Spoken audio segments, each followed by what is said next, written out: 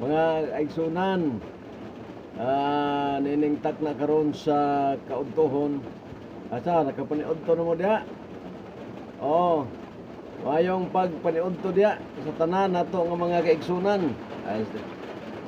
Og nining orasa karon mga higala, mao ni December 25 agi dunay bagyo mga igsuon, lunot ng uban.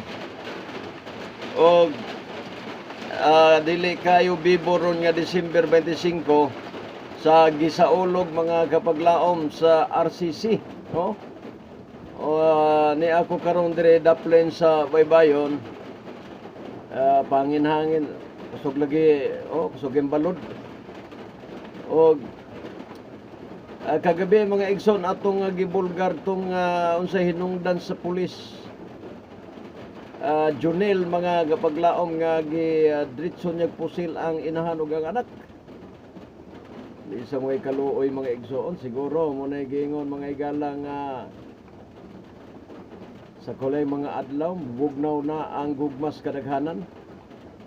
Sumala sa Mateo 24:12 mga higala, sa 13 ang mulahutay hantod sa katapusan maoy mamaluwas. Mo na nga standby sa mukadyot mga higala kay karon taod mubalik ta mga igsoon, ho. Ay karon kay mag-ilis ako kay ani ata karon sa Daples Baybayon para nga karon ta magsugod mga igsoon magpaniudto. Kay basin unyang gabi wala na po'y kuryente kay hangin-hangin ra pa dire. Okay, thank you very much sa inyong pagpakiguban mga kapaglaom.